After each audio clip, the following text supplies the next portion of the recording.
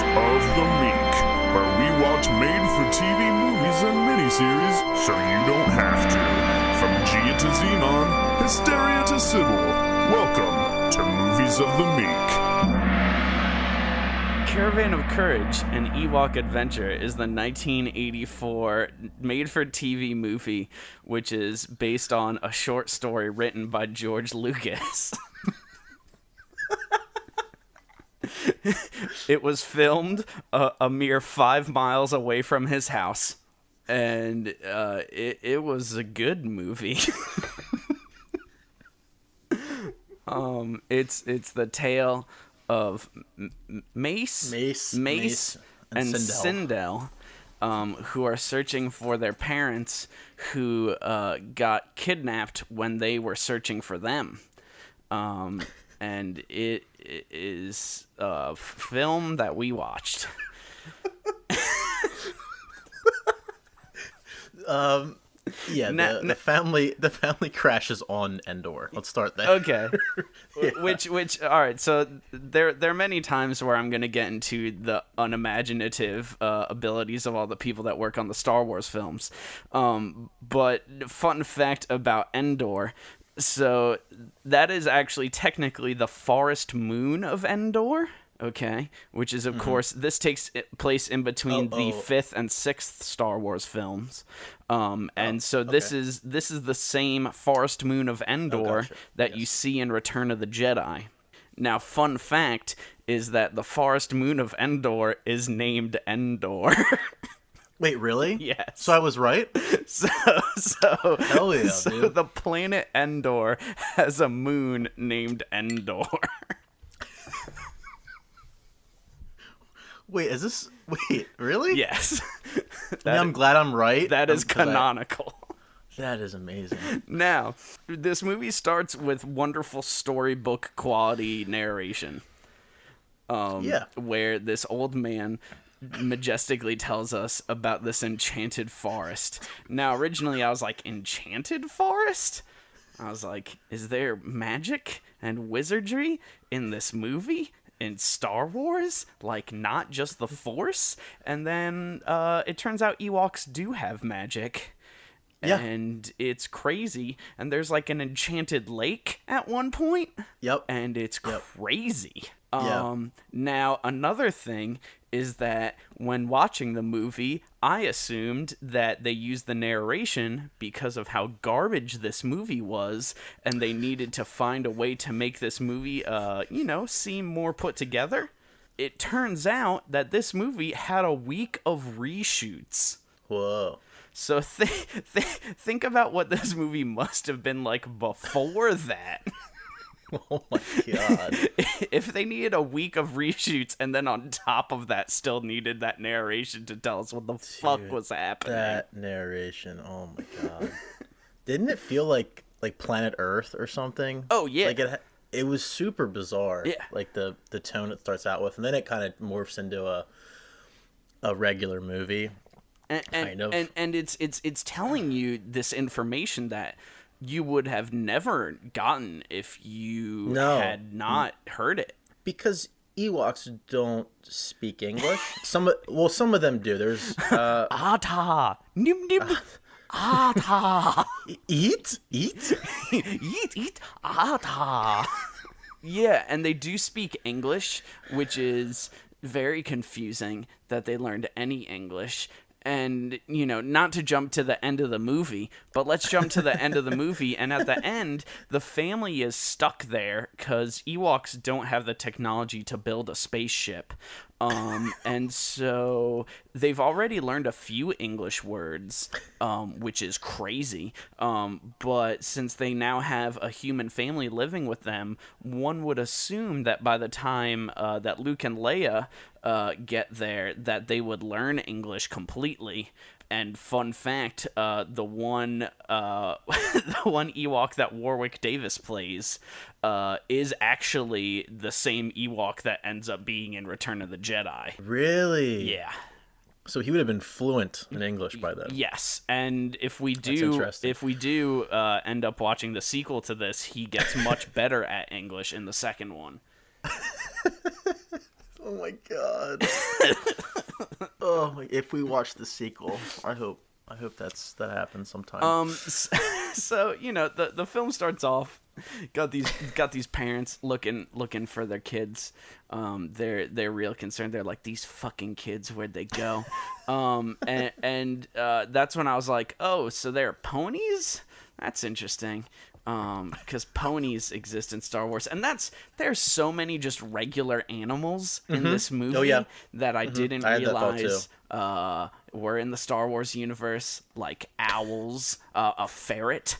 I didn't think. Yeah, I was confused when Mace refers to one of them as little bears, and I was like, is Mace from planet Earth? How does he know what a bear is? I mean, that's one of the talked about lines from the prequels is when I think it's Obi-Wan says we'll be like sitting ducks, and it's like, Star Wars has fucking ducks? Does the Star Wars universe even have ducks? Do they know what ducks are? Now, I enjoy how, starting off the pursuit of the children, that story is paralleled because the Ewoks are also looking for their kids. But for like 30 seconds. Yeah, but for only like 30 seconds. And by 30 seconds, you mean like 5 minutes, because everything in this movie takes like 5 minutes. But I wrote that down, Max. I did write like those two plot lines were parallel, and I was like, oh, this is kind of interesting. Yeah. But they find the Ewok children immediately. Yeah, it's immediately resolved. After a sweet hang gliding. I did really enjoy that. And I will say that a lot of the aesthetic I find kind of charming. Like the matte paintings. I love the matte paintings. Like the set design, like it had the Star Wars feel. I mean, I think this was the same production company that worked on the original movies. It had the feel, but with a much less budget. But yeah, I thought it was a cool looking movie. I mean, some of the effects were dated, obviously, like with the monsters and stuff. But I mean, it was fine. I think that was like the best part of this movie. It was like the set design and the matte paintings. But so the Ewoks. They find their kids, and so then they so there's voiceover narration that announces as Jib Jib, that's not his name, but whatever, Jib Jib, he's on his hang glider. He notices a shiny thing, and so when he finds his sons, he's like, let's go check out this shiny thing. That shiny thing, of course, is the spaceship, and when they get there, we're introduced to our main characters, the children, Sybil and Mace, and when they introducing these characters, clearly they just want to pick a rip off of Luke Skywalker. Yes. The actor looks exactly like Luke. Not only does he look exactly like him, is exactly the same. Why is he wearing like a rebel pilot outfit? He's a child. He's a child. And his parents looked like civilians. They were dressed as civilians, and his little sister was dressed as a civilian, and he was dressed up in a rebel pilot outfit. You could argue maybe he was just a huge fan of the rebellion, and I don't know, but dude, he looks exactly like Skywalker. Yeah, it's insane. In New Hope. It's fucking crazy. And but his acting much worse skills are somehow exactly the same as Luke in the first movie. Mark Hamill was a little better than this actor. Sure. Oh my god. Now, it's during this sequence where we hear Ewok speak for the first time, because they overhear the word dad, and the Ewok repeats the word dad. And then so they decide to take these kids back to their little cavern. Mace tries to murder them first, and they have to restrain him and carry him back on like a stretcher. Of course. Mace is a complete asshole this whole movie. Yeah. It's unbelievable. And I don't know if you noticed this or enjoyed this, but this movie has a whole lot of Ewok on Ewok roughhousing. Yes, the two Ewok brothers, just beat the shit out of each other like multiple times. Constantly. Yeah. It was very entertaining. And then you have the narration like talking about it as if they're like fucking animals. It's so awesome. Oh, dude, yeah, but Mace is a piece of shit. Oh yeah, he's the worst. Yeah, and so of course they like knock him out and they bring him to their little hut. And then that's when we're introduced to the fact that they're rabbits in Star Wars. And then Sindel gets sick and she's all gross, and her hair and her overall appearance, like I feel like they were trying to have her be like the next Shirley Temple. Yeah, you know. I mean, I loved her hair though. Oh like, yeah, it was insane. Great. It was awesome. It was crazy. Her whole look was awesome. Yeah. Yeah, but she gets sick with the flu, and the Ewoks, of course, have special tree sap medicine that they give her. Yeah. And the whole time, Mace is just being an asshole, like complete asshole. He's like shoving them and like yelling at them. And she feels a little better after getting the medicine. Yeah. But it's not enough, so she gets sick again. And Mace like stands up and just starts screaming at the Ewoks like, "Where's the medicine? I need medicine. We need more." And they go out and they make more, and like they have to find this tree and like get it's stuff just from the sap. tree, like the And then sap. of course Mace is dicking around and he gets his arm stuck in a fucking tree worm like a dick. Yeah. Oh, did you notice that his hand, the wrong hand was fucked up when they got back to the hut? I was like, already? There's a goof already. And then there's also like, I just loved how like they have this like bowl that's on fire.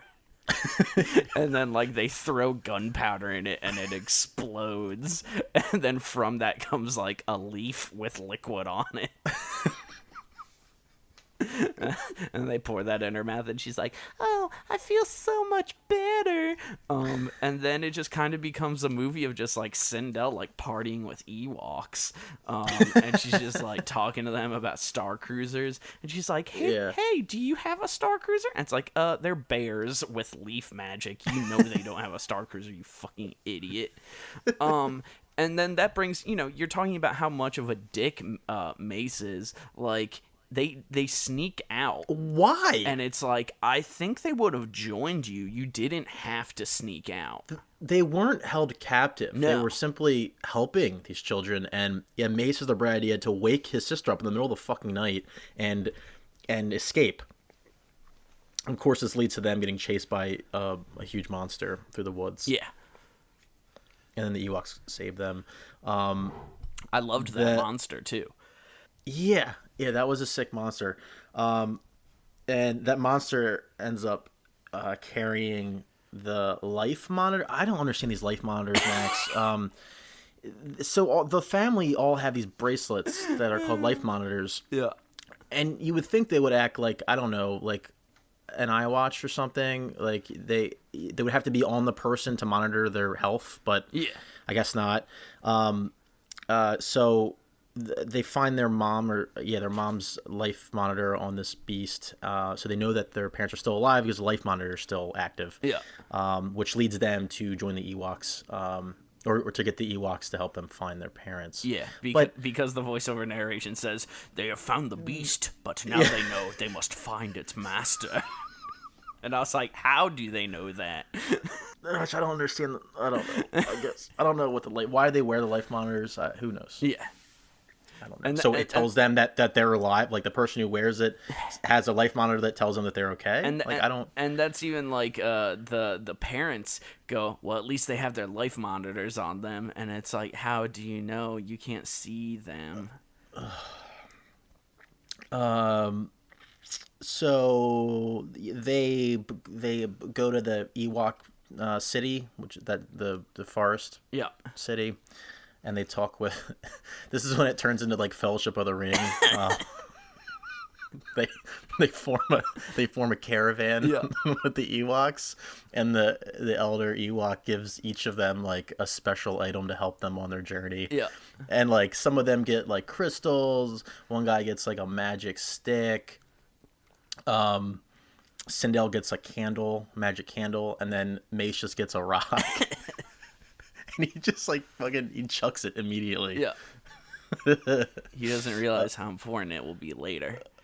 Which it was a really bizarre has a bizarre power. Yeah. I was not expecting that. We can get to that later. Now, before that happens, and before they leave on their Caravan of Courage, they use the wizard has magical powers of premonition, and this is my favorite scene, which is where it's this spinning top, and when it spins fast enough, it creates a screen that you can see the future through. And when that's happening, Mace just keeps yelling, "Where is it? Where is it? Where are they? Where is it?" And it's like, so no one knows because, fun fact, like, you're the one seeing this. Like, they probably don't even know what you're talking about. They don't speak English. Like, just stop yelling, "Where is it?" Like, it doesn't do anything. And then it just so happens that, like, I don't know, somehow the Ewoks are like, "Oh yeah, that's the place where all Ewoks fear to tread." But we'll go with you. Space Mountain. And so, yeah, they're bestowed, like you said, they get all these items, which are totems of brave Ewok warriors, yeah, 49 minutes into this movie is when the quote-unquote caravan happens. And it is great. And that is when I came to the conclusion that I don't think kids have the attention spans to watch this movie. But I don't understand who else it would be for. If they were starting from the beginning, I would agree, but since this was a TV movie, I could see it working if you were to jump in at any point. You know? Like, I mean, if you're jumping at the beginning, yeah, it's a little slow, but you're seeing some Ewoks beat the shit out of each other. That's possibly my favorite comment that you ever say about these movies, where you're just like, I mean, I just feel like it's a pretty good movie. Like, you could jump in at any point and, like, you'd be watching something, you know? Well, there's, like, something happening. Like, there's usually something dumb happening. But a movie you should be watching from beginning to end. No, I And agree. you're always just like, I feel like if you jumped in, like, right now, like that's fine. But that's something that these filmmakers probably had in mind when they were making these TV movies. They were like, this has to, you know, if they jump in at any time after commercial break, it's going to be fun. But it does drag, though. Like, the whole point of this movie is to form this fucking caravan to find the parents. Yeah. And it takes goddamn 50 minutes to get there. Now, when they're forming the caravan and they're riding the horses, did you notice that you can hear a grown-ass man yell, "Hya"? Yeah, I heard that. It's like, that is not an Ewok noise. Did you find it strange how quickly they form the rest of the caravan? Yeah. Like they find who's the first person they find? It's not the lumberjack Ewok. Is there like the magic Ewok? Who fucking cares? But no. One of my point is like it's like not even like a journey to this mountain. It's like they literally run into two Ewoks who play important roles later on, and they do something for them and they join their caravan. Yeah. Like they run into one, he joins, and they run into the second one and he joins, and then they're at the mountain. Like there's no. Well, there's the one like the fairy scene where they're all getting attacked by fairies. But yeah, that was so fucking weird. There was two challenges getting there. There was Mace goes to like a magic pond or something. He starts poking at the water, and then he gets like transported underneath in the water. Yeah, and like the top is like solid. Yeah, so he can't escape, and then the Ewoks run over. They're trying to get him out, and I think they use the magic stick. That's what works. Did you notice the goof there when he vanishes? You can see his reflection. Yep, I saw that. I wrote that one down. That was pretty bad. And then I think the only other challenge is the fucking fireflies. Yeah. That was it. And I think the candle fixes that one. Yeah. Because they are light, I think is what Mace says. I don't know. He's like, this is light. And I was like, what? I kind of tuned him out at this point in the movie. Because everything he says is like really irritating. Yeah. He doesn't have, like, he's just extreme in all of his delivery. It's either kind of sad or really fucking over the top. Yeah.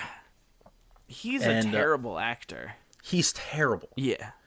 And I know it's a child actor and whatever, but it's like they could have literally picked a kid off the street. They probably did.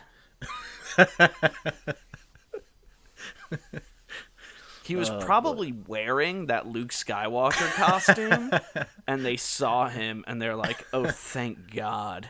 and just like brought him in a van to the fucking woods, and they're like, "Hey, you're in a new Star Wars movie." I guarantee they picked him because he looks just like Mark Hamill. And he was like, "Okay, bye." Eat.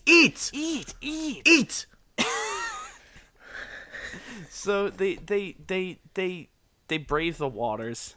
They have their whole caravan, and then they decide that they can go to this mountain. They get to the mountain. He uses his laser beam to destroy the rock, which at least for me raised a question about the physics of Star Wars. Because, there's already some problems if you think about the way lasers work in Star Wars. They're technically, I wouldn't consider them like a traditional laser because they move slower than bullets. And so the whole physics of the laser bolts, as they call them in Star Wars, is already fucked up. Well, his gun was more of a beam, and that's what I was getting to, is that his gun actually goes against even the badly established physics of Star Wars, which is that it is a beam, and that you can continue using it for prolonged periods of time to actually increase the power and focus of the beam and use it to destroy things, which is not something that's ever been established anywhere in Star Wars, and that blew my mind. But who fucking cares? They get inside this stupid cave, and then they see the stupid spider web, and he's like, "Oh, let's climb across it. It'll be fine." And so they climb across it. It's like using a ladder, but sideways. And it's like using a ladder, but sideways. And they climb across fucking the ravine, and there are a bunch of spider attacks. And that sequence takes like 20 fucking minutes because there's two spider attacks. Not one, two fucking spider attacks. It's just fucking exhausting. He tells his sister, he's like, "Oh, you wait over there." And it's like, okay, how are you going to get back over once the fucking spider web breaks? It doesn't fucking matter. Who cares? They find the Gorax, which is keeping the fucking parents prisoner, and Chub fucking attacks it, and when he attacks it, he's clearly just a man yelling. Like, you can hear a man yelling as he's doing the attack. And then fucking Chub dies, and fucking Mace does his worst acting performance in the entire movie, and he goes, "You're brave, you're strong, you are my friend." And then he does even worse than that. So that was him, like, trying. He goes, "Don't die. Bye." Which I'll never forget that, because that's fucking insane. It's so... It's so good. And so the parents, everyone all gets together and they combine and they fight the Gorax, and the Gorax falls down the ravine, and then this movie that's an hour longer than it should be has the fucking audacity to have a fucking death fake out, and it comes back, and I was just like, just fucking end. That was fucking bullshit. Yeah, I was done at that point too. I mean, he falls down there, originally. Yeah. he somehow comes back and falls down again the same distance. Also, I don't know if you thoroughly enjoyed this as much as I do. They the special effects for it falling down the pit was clearly they had two images and they had it slide over. Is that why it fucking he disappeared out of frame? Yeah, he disappears out of frame, but it's within so basically there's two frames that intersect in the middle, and he disappears behind the one frame, and so it's more like seeing someone vanish off of a horizon, but the horizon is the middle of a fucking ravine. It's the strangest effect I've ever seen. Yeah, it was really weird. I thought it was my copy of the movie fucking up or something. Oh no.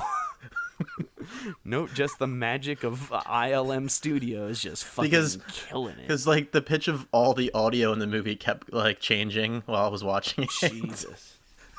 I guess it was an old copy, but yeah. And then I guess like you said in the beginning of this episode, the family, they just go back to the village. Yeah. And they hang out until they fix their Star Cruiser. I guess hypothetically, yeah, or they die there. Yeah, or they die there.